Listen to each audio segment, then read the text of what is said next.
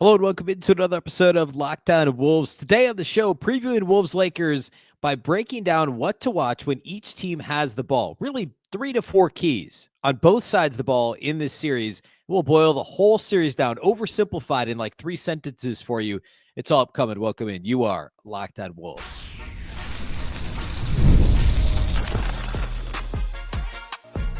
You are Locked On Timberwolves, your daily Minnesota Timberwolves podcast. Part of the Locked On Podcast Network, your team every day. Hello and welcome to the Lockdown Wolves podcast, part of the Locked On Podcast Network, your team every day. My name is Ben Beecken. I'm the host of Locked On Wolves. Happy Wednesday, everybody. Happy hump day. One day closer to playoff basketball, Timberwolves playoff basketball on Saturday night. We're spending the whole week previewing the series. Excited to kind of lay out the rest of the week and who's upcoming in terms of guests. Today, though, I have 3 to 4 keys on both sides of the ball. What are the Wolves really good at on offense that the Lakers struggle with, and vice versa? What are the Lakers good at offensively where the Wolves don't match up as well defensively? Does either one of these things kind of tip the scales one direction or the other? And then the conclusion we'll come to, I'll oversimplify everything for you in just a couple of sentences here toward the end of the show. A lot to get to today. A big thank you off the top for making Locked On Wolves your first listen every single day.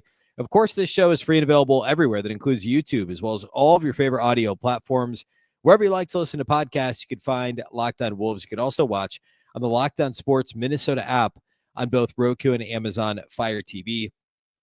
And a reminder that we also have a newsletter. You can subscribe to the email newsletter at lockedondaily.com. It's one stop for ultimate team and league coverage delivered right to your inbox. You can sign up for free now. Again, lockedondaily.com. All right. So yesterday, Tuesday's show, I gave you some overall keys to the series. Just kind of like what I'm looking out for, who's going to guard Luka, who's going to guard Ant, like some of that stuff that I think are fair questions to ask, and I attempted to answer them. They're questions I'm going to ask the guys from Locked On Lakers on tomorrow's show. And actually, that was a good time. I'll tell you what we're doing the rest of the week. Tomorrow, Locked On Lakers, the Kamenetsky brothers, we're going to do a crossover episode, so I'll be on their show. They'll be on mine, and we're going to talk about this matchup from a Lakers perspective and see what those guys have to say about all the questions that I'm attempting to answer here the last couple of days. And then on Friday, we're going to have Jack Borman, our postcast analyst, who's analyzed 70 plus of our 82 Wolves games this year. He is the former editor-in-chief of Canis Hoopus and is a fantastic analyst. So he'll be on the show Friday. So pack show today, pack shows with guests the next couple of days.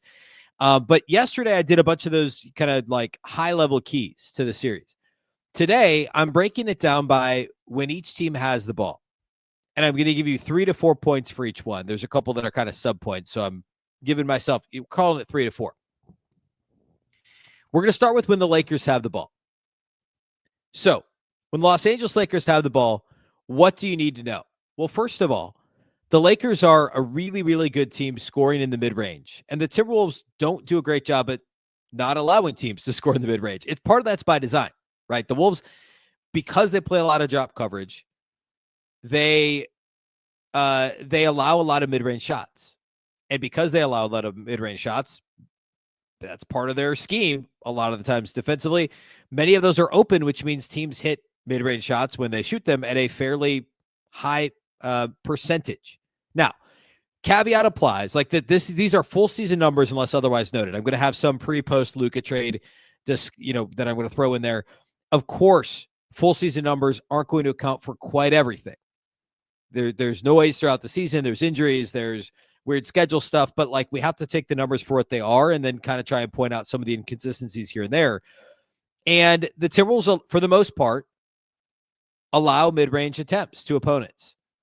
They allow the ninth most mid-range attempts overall in the NBA. 31% of opponent shot attempts come from the mid-range, and that's both short and mid-range shots. Accuracy-wise, they're a bottom third team. In fact, on long mid-range jumpers, so over 16 feet, they allow opponents to shoot 45%. That's 28th in the league. So only 2 teams allowed their opponents to shoot better from the long mid-range. And they're 20th overall in terms of all mid-range shots. accuracy. Over 44% is what opponents shot from there. Now, the Lakers on offense for the season ended up 14th in terms of their frequency from frequency of shooting mid-range shots. 14th in the NBA for the season. Nearly a third of their shots came from the mid-range. So actually pretty aligned with where the Wolves were. However, accuracy-wise, they're kind of middle of the pack. Long mid-range jumpers, they're 13th in terms of accuracy. All mid-range jumpers, they're 18th.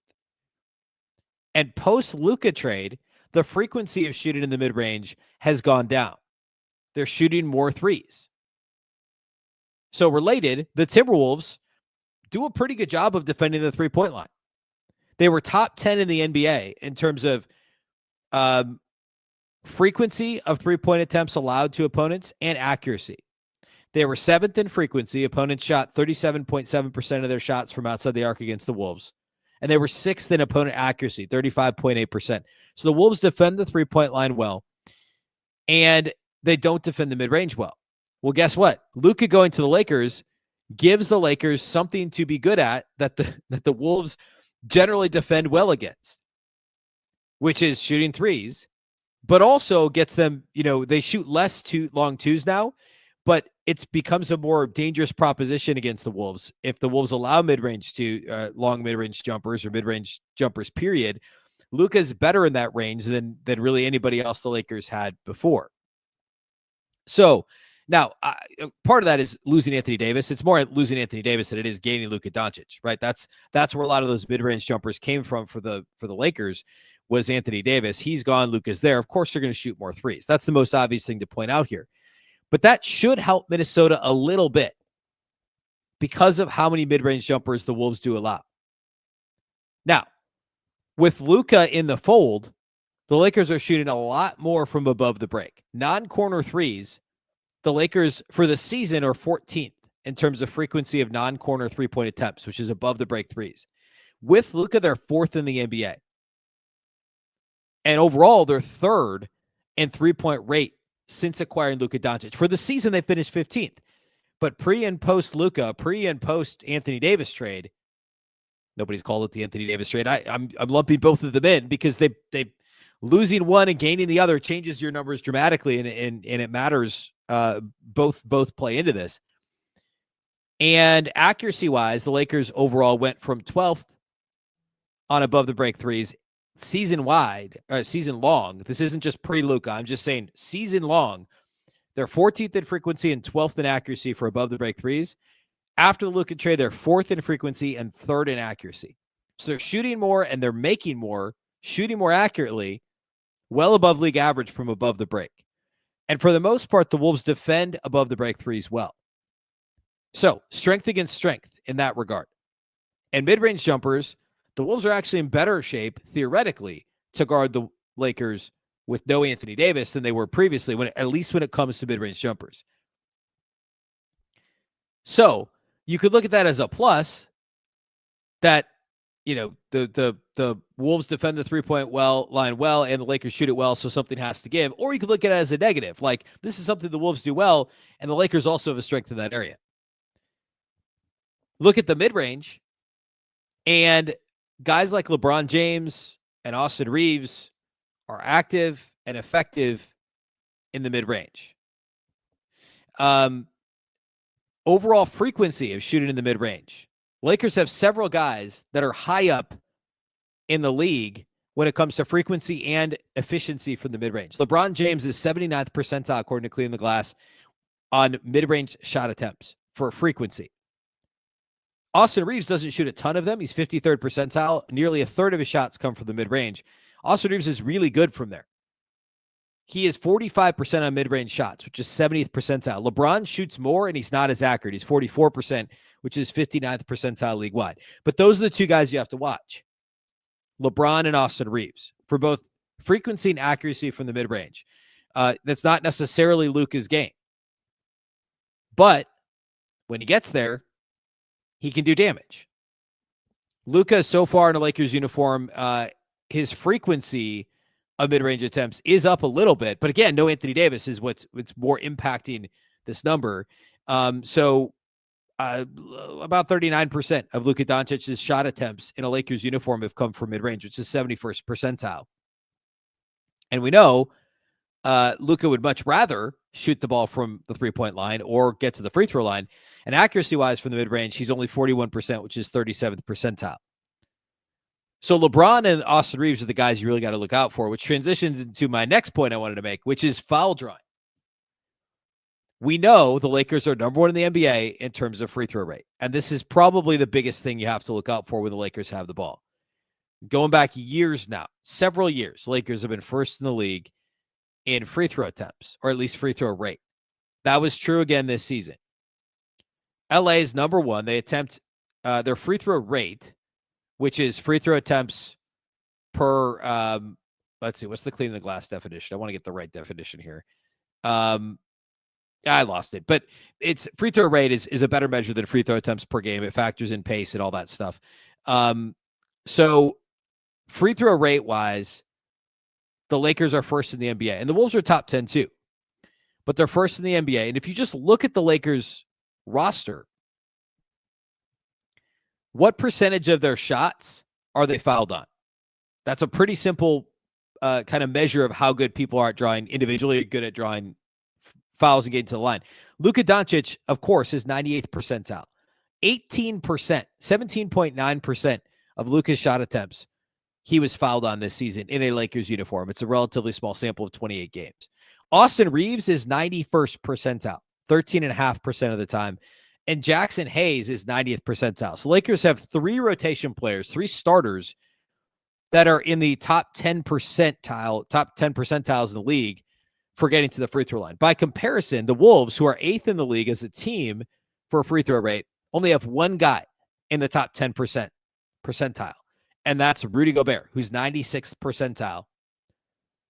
I should say it's relative to their position as well. So like Rudy's 96th percentile. He gets fouled on 21% of his shots.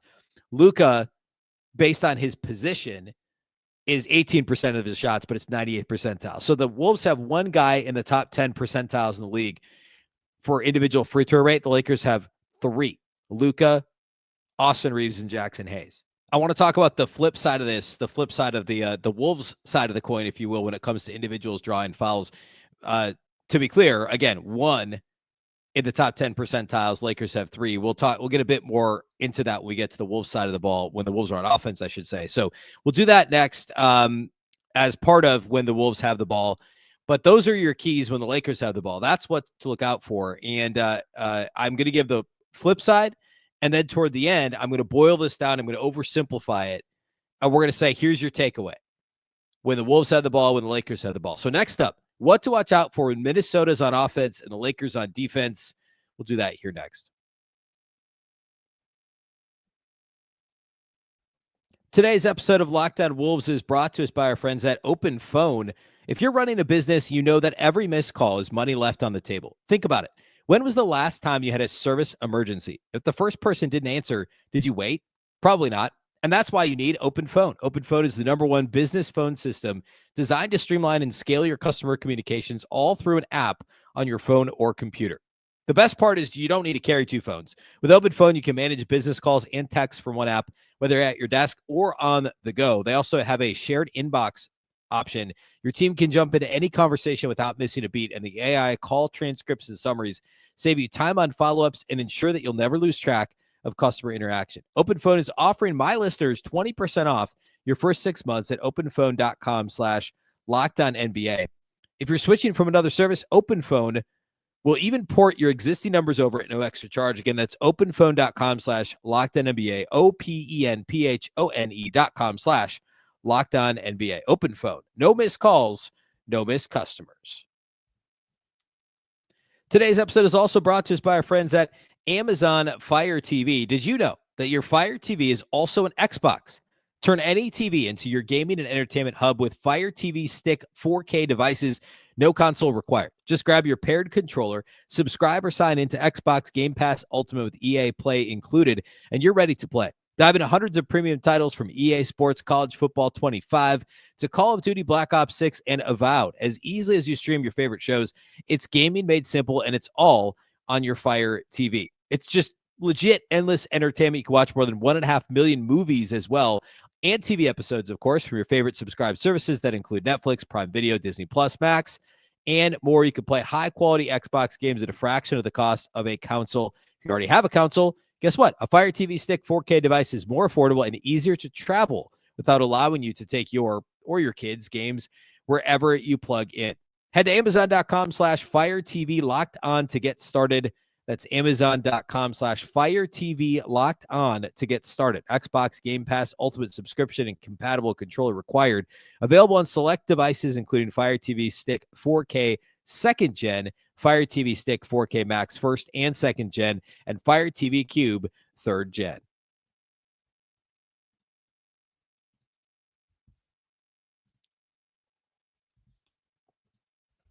All right, we've covered when the Lakers have the basketball in this matchup. Let's talk about when the Wolves have the ball. Something I talked a little bit about on Tuesday's show, and I think this is actually probably the biggest thing. And I'll explain why in a second, because I'll explain a little bit toward why I'm saying this now, because these other things I'm going to mention play into it. So we'll set it up first. Transition opportunities. And no, the Timberwolves don't play super fast. They weren't a fast-paced team this year.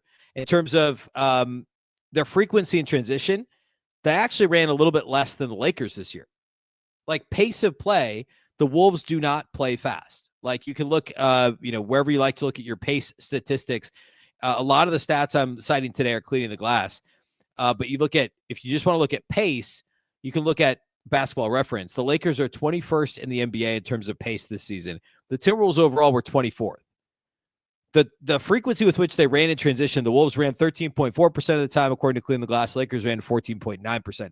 So why am I talking about the Wolves running in transition? Well, pretty simple. The Lakers are horrendous as a transition defense.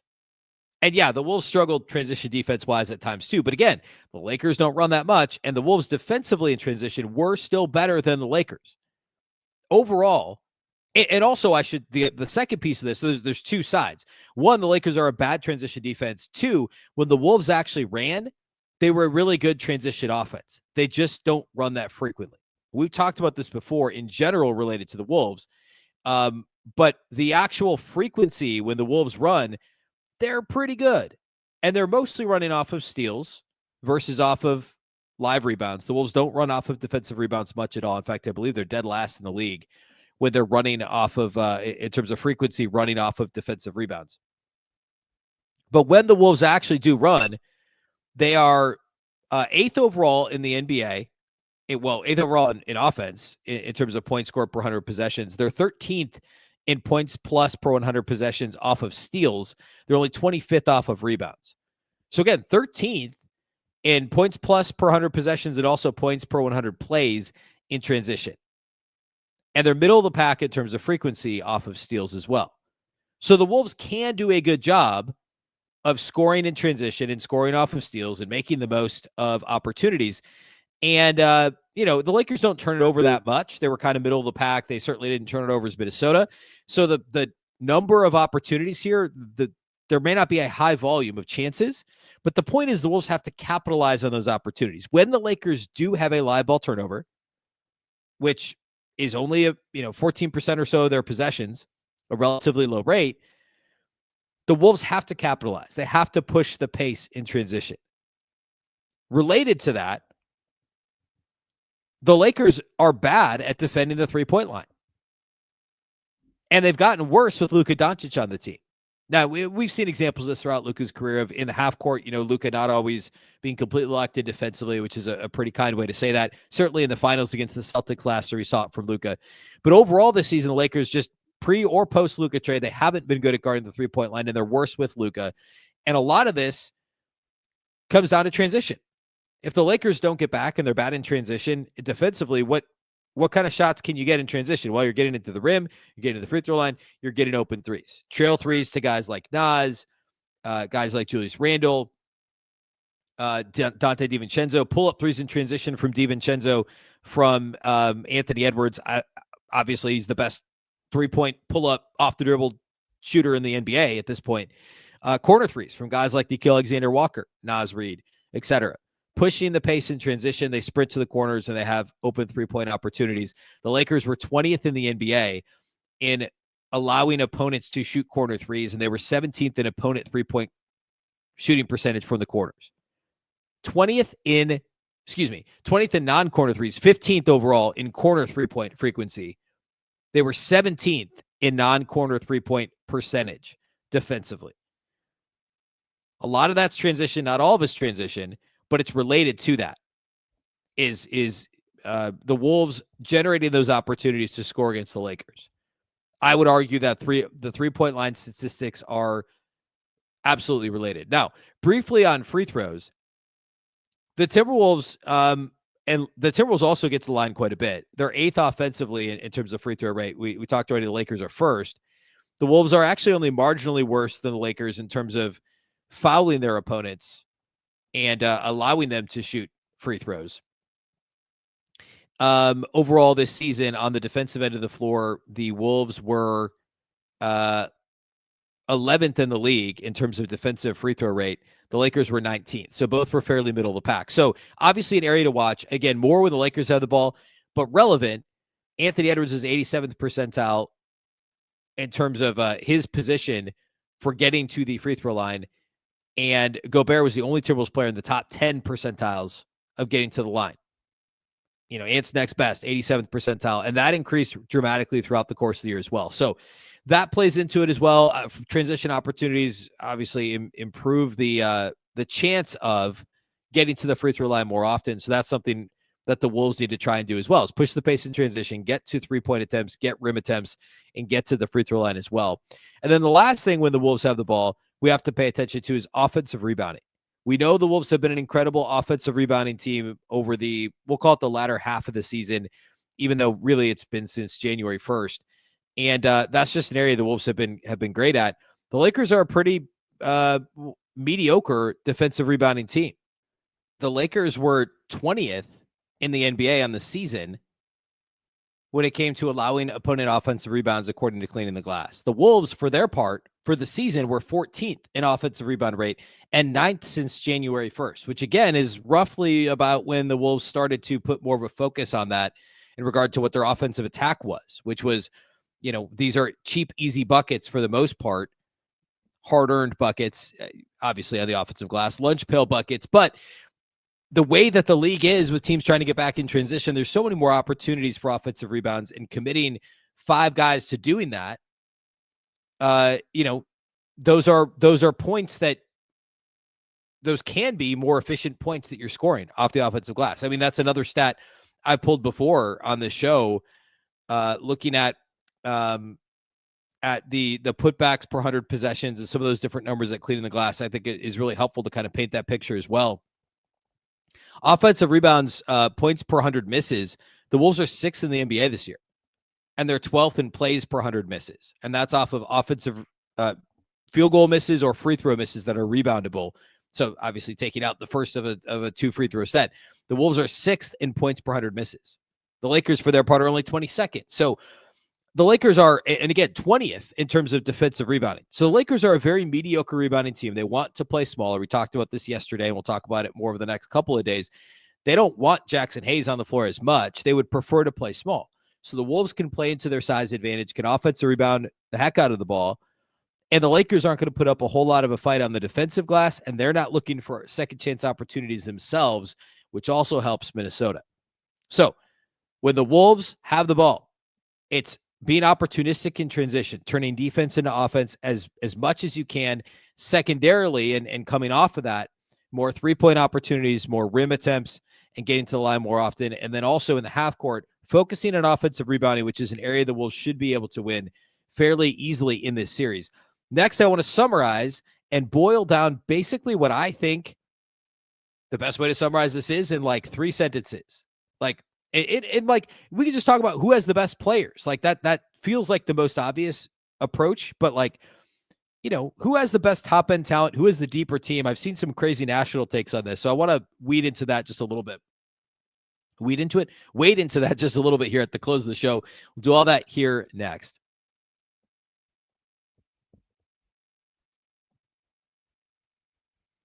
Today's episode of Locked On Wolves is brought to us by our friends at Skims. When I found out that Skims was making underwear for men, I was intrigued. I'd heard a ton about their quality from friends and family, so I had to give it a try. Let me tell you, it lives up to the hype. I've always had issues with underwear fits. I'm sure I'm not the only one. It might just straight up be the fit. It could be the comfort, depending on what you do all day, walking around, if you're sitting a lot. Just finding the right style could be that as well. But Skims changes all that. Their men's line offers something for everyone, from boxer briefs to classic briefs, all designed with the perfect balance of comfort and style. I selected the Stretch 5-inch boxer brief. I walk a lot for my day job, and then I end up sitting for stretches. And so I like the kind of athletic feeling stuff that doesn't feel like workout underwear, right? Like it just kind of feels just comfortable no matter what you're doing. If you work out, if you run, etc., you'll feel like you finally found the missing link with the Skims Stretch boxer briefs. They give you the all-around movement that you need for working out. Plus, feel like you're walking around, just in comfort and not like you're wearing gym clothes all day long. Shop Skims Men's at skims.com/LockedOnNBA in Skims stores and let them know that we sent you. After you place your order, select podcast in the survey and select this show in the drop-down menu that follows. Again, skims.com/LockedOnNBA and Skims stores, and let them know we sent you by picking podcast in the survey and select the show in the drop-down menu that follows.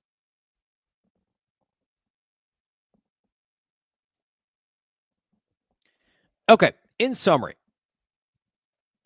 when the Lakers have the ball, the Lakers are an effective mid-range team, albeit less so without Anthony Davis and with Luka Doncic, but the Wolves struggle defensively in the mid-range.